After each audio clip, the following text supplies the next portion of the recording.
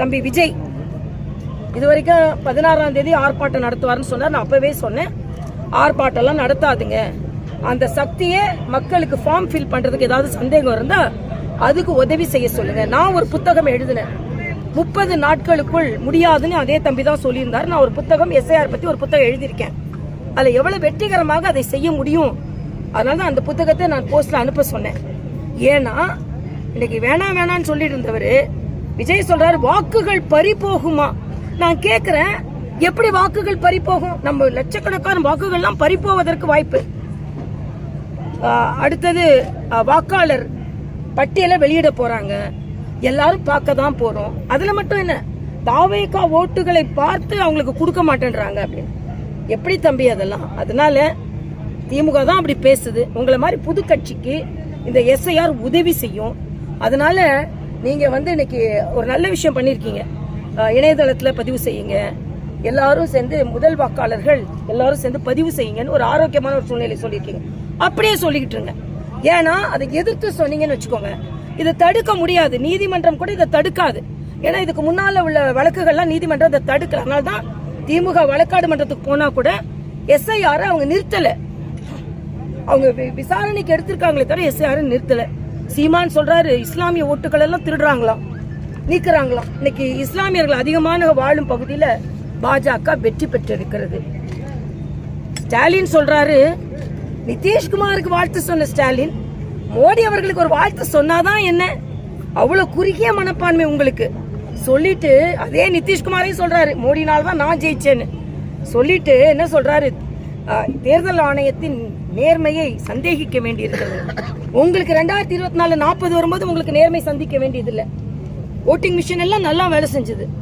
ஆக முதலில் ஜனநாயகத்தை மதிக்க கற்றுக்கொள்ளுங்கள். முதலமைச்சர் அவர்களே, ஜனநாயகத்தை மதிக்க கற்றுக்கொள்ளுங்கள். வெற்றி உங்களுக்கு எதிராக இருந்தால் கூட அதற்கு பாராட்ட கற்றுக்கொள்ளுங்கள் என்பதைத்தான் நான் இங்க சொல்றேன்.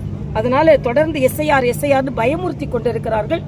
இன்னைக்கு ஏறக்குறைய 80-90% ஃபார்முகள் கொடுக்கப்பட்டு விட்டது. நான் பிஎல்ஓட்ட கேட்கறது என்னன்னா, தயவு செய்து ஃபார்மை கொடுத்துட்டு வராம எல்லா எண்ணிக்கையும் உங்ககிட்ட இருக்கு, ஃபில் பண்ணி வாங்கிக்கோங்க. அதனால அப்படிப்பட்ட ஒரு இதே எஸ்ஐஆர் பத்தி ஒரு புத்தகம் எழுதினது, எல்லா சந்தேகமும் இதுல நிவர்த்தி செஞ்சிருக்கேன். அதனாலதான் தம்பி விஜய் இதை படிச்சாருன்னா 16ஆம் தேதி ஆர்ப்பாட்டமே வேண்டான்னு முடிவு பண்ணுவார். 30 நாளைக்குள்ள முடியுமான்னு ஒரு கேள்வி கேட்டுட்டு இருக்காருல, அதை முடிவு பண்ணுவார். வேண்டான்னு முடிவு பண்ணுவார். முதல் வாக்காளர்களை விடுபட்டுருவாங்கன்னு சொல்லுவாங்கல்ல, அது தப்புன்னு முடிவு பண்ணுவார். ஆக இன்றைய காலகட்டத்தில் பிரசாந்த் கிஷோர் உங்களுக்கு ஒரு பாடம் சொல்லி கொடுத்திருக்கிறார். அல்ல, அதையும் கொஞ்சம் நீங்க சிந்திக்க வேண்டும். இன்றைய காலகட்டத்தில் தேசிய ஜனநாயக கூட்டணி வெற்றி பெறும். திமுக எல்லா விதத்திலும் தோல்வி அடைந்து கொண்டிருக்கு. பாத்தீங்கன்னா தென் கொரியாவிலிருந்து ஒரு காலனி உற்பத்தி செய்யற கம்பெனி 1700 கோடி ரூபாயில தமிழகத்திற்கு வருது. 20,000 பேர் அதுல வேலை வாய்ப்பு பெறுவார்கள் என்று சொன்ன கம்பெனி ஆந்திராக்கு போயிடுச்சு. அதே மாதிரி ஏஐ தொழில்நுட்பத்துல கூகுள் 1 லட்சம் கோடியில ஆரம்பிக்கப்பட்ட கம்பெனி ஆந்திராவுக்கு போயிடுச்சு. அதே மாதிரி இவங்க இங்க தொடங்க வேண்டும் என்று சொன்ன ஒரு கம்பெனி நாங்க அங்க எம்ஓஏ போடலன்னு சொல்றாங்க. ஆக பொய் சொல்லி கொண்டிருக்கிறார்கள். அந்நிய முதலீடை பொறுத்த மட்டில் தமிழகத்திலும் முதலீடு இல்லை, அந்நிய நாட்டில இருந்தும் முதலீடு இல்லை. அதனால உங்களுக்கு ஓட்டு இல்லை என்று மக்கள் முடிவு செய்வார்கள். தமிழகத்தில் பெண்களுக்கு பாதுகாப்பு இல்லை, சட்டம் ஒழுங்கு சரியில்லை, ஊழல். இன்னைக்கு இந்த மாநகராட்சியில ஆவடியில எதற்கெடுத்தாலும் ஊழல் என்று மக்கள் சொல்லி இருக்கிறார்கள். பத்திரிகையில வந்திருக்குது. டாஸ்மாக்ல ஊழல் 1000 கோடி. இங்கே சதுப்பு நில காடுகள் 2000 கோடிக்கு ஊழல், 100 கோடி ரூபாய் அதுல லஞ்சம் மட்டுமே புழங்கப்பட்டு இருக்கிறது. ராம்சார் அப்படின்ற நிலத்தை யார் அந்த சார்னு கேட்டுக்கொண்டு இருக்கிறாங்க.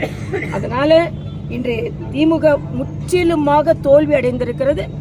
தேசிய கூட்டணியின் வெற்றி எழுதப்பட்டு கொண்டிருக்கிறது என்பதைத்தான். சும்மா எஸ்ஐஆர்னு சொல்லாதுங்க.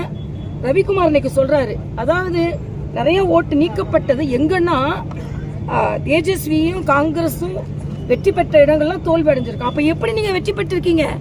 போலி வாக்குகள் மூலமா தான் நீங்க வெற்றி பெற்றிருக்கிறீங்க என்னது நீங்க உறுதியா வருது. அதனால தேசிய ஜனநாயக கூட்டணி வெற்றி தடுக்க முடியாத வெற்றி, தவிர்க்க முடியாத வெற்றி 2026. என்டிஏ கூட்டணிக்கு தமிழ்நாட்டை பொறுத்தவரை அவ்வளவு கட்சிகள் 2 கட்சி தான் இப்ப இருக்காங்க. 2 கட்சியுமே பலம் பொருந்திய கட்சி தான். வேற ஏதாவது கட்சிகள் வரும். பீகாரை பார்த்த உடனே இவங்க தான் ஜெயிக்க போறாங்க, வேற வழி இல்ல, திமுகவை தோற்கடிக்க வேண்டும் என்றால் நாம இவர்களும் சேர்ந்துதான் ஆக வேண்டும் என்று நல்லபடியாக எல்லா கட்சிகளும் முடிவெடுத்தால் நல்லது என்பது எனக்கு இல்ல. இப்போ பேச்சுவார்த்தை பற்றிலாம் நான் வந்து மத்திய தலைமை தான் முடிவு பண்ணுவாங்க. தேசிய ஜனநாயக கூட்டி ஏச்சுவார்த்தை பண்ணாதுங்க. ஏச்சுவார்த்தை பண்ணாம இருந்தாலே பேச்சுவார்த்தை நடத்துறதுக்கு வழியா இருக்கும். நிச்சயமாக எல்லோருக்கும் கடமை இருக்கிறது. திமுகவை எதிர்ப்பதில் எல்லோருக்கும் கடமை இருக்கிறது. நான் ஏற்கனவே சொன்னேன், தம்பி விஜய் வந்து திமுகவுக்கும் தாவேக்காவுக்கு தான் போட்டின்றாரு. 2வது இடத்திற்கு அவங்க 2 பேர் போட்டி போடுவாங்க. அவ்வளவுதான் என்னோட கருத்து. பாஜக எத்தனை சீட்ல ஆமா, அமைச்சர் தொகுதியில முன்னாள் கவுன்சிலர் இணைஞ்சிருக்காரு. இன்னும் நிறைய பேர் இணைவாங்க. அது மட்டும் இல்ல, அவரோட இந்த நாசர் இந்த தொகுதியில என்ன வாக்குறுதி கொடுத்தாரோ அந்த வாக்குறுதி எதையுமே அவர் நிறைவேற்றல. ஏற்கனவே நான் பேசும்போது சொன்னேன்.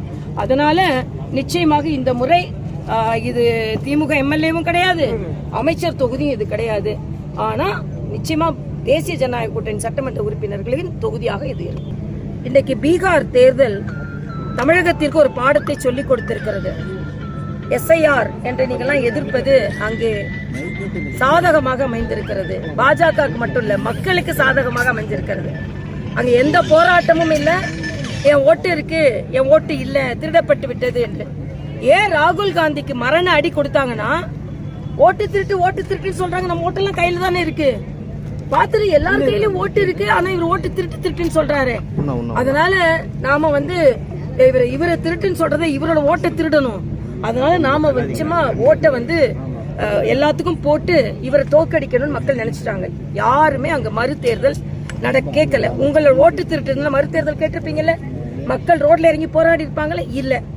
அதே மாதிரி இன்னைக்கு SIR ஒத்துக்கொள்ள மாட்டேன்னு சொல்ற எல்லோரும் SIR-ஐ பார்த்து பயப்படுகிறார்கள். ஏன்னா திமுக தொடர்ந்து வெற்றி பெறுவது போலி வாக்காளர்களாலதான். ஆக இந்த போலி வாக்குகள்லாம் நீக்கப்பட்டு விட்டால் இன்னைக்கு